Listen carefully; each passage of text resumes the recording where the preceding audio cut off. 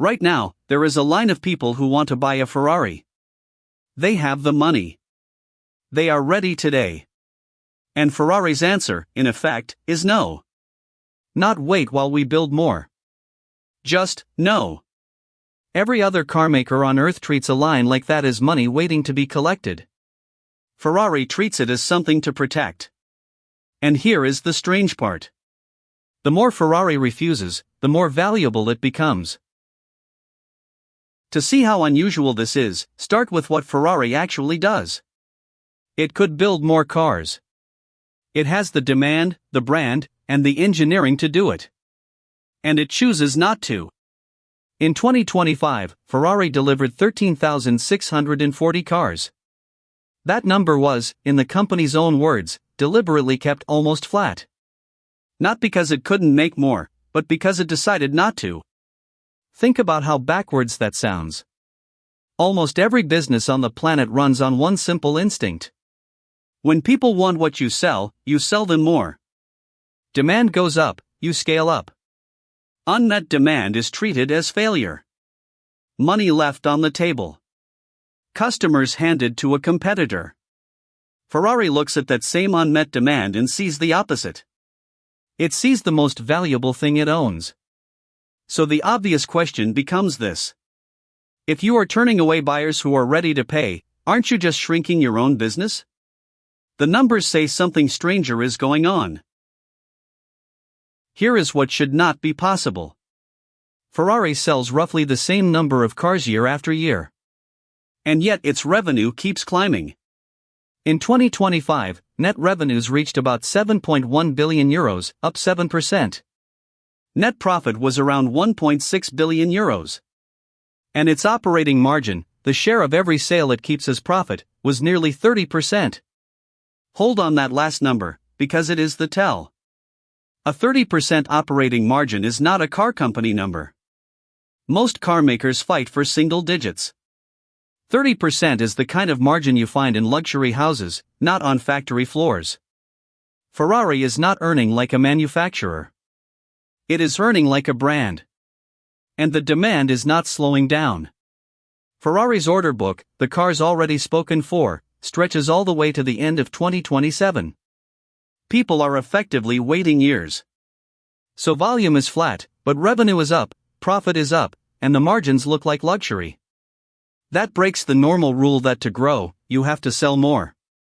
Ferrari is growing without selling more cars. The only way that works is if each car is quietly doing more. So how?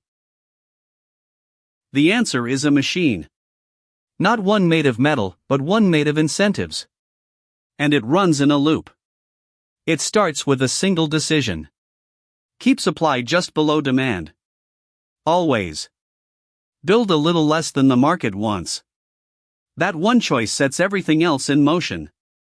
Because when supply sits below demand, a line forms, and it never goes away. That permanent waiting list does something powerful. It keeps every Ferrari rare, and rare things hold their value. A Ferrari does not feel like a product you can simply go and buy. It feels like something you have to be allowed to buy. That scarcity hands Ferrari two things at once. First, pricing power. When people are lined up for years, you are never under pressure to discount. Second, personalization. Ferrari lets buyers customize their cars in extraordinary detail, and they pay enormously for it. So the average car leaves the factory carrying far more value than its base price. Now the loop closes.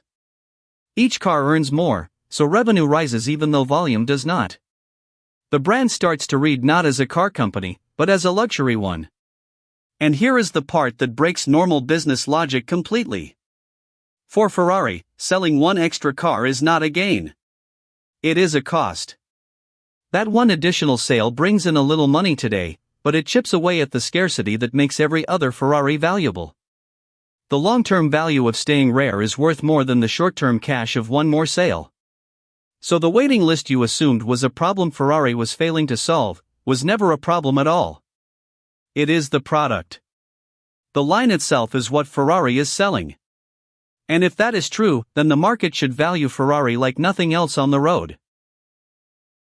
It does.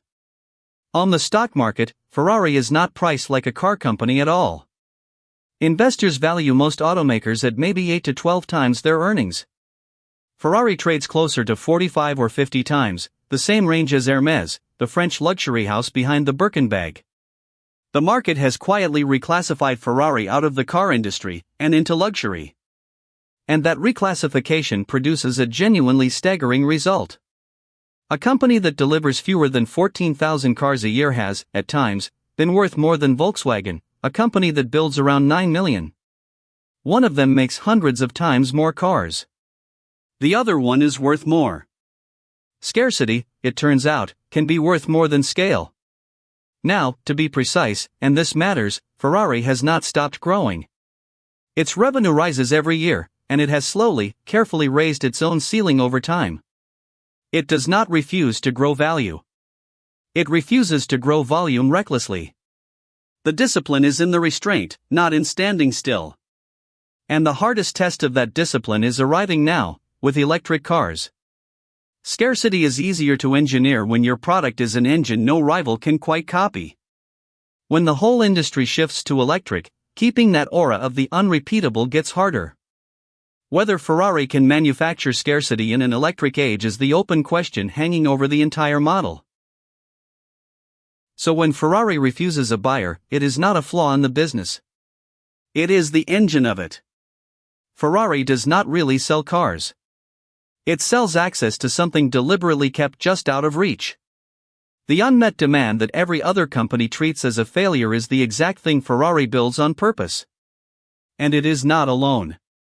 Hermès does it with handbags. Rolex does it with watches. In the world of luxury, the line outside the door is not a sign of weakness. It is the strategy. Sometimes the most valuable thing a company can do is master the discipline of saying no.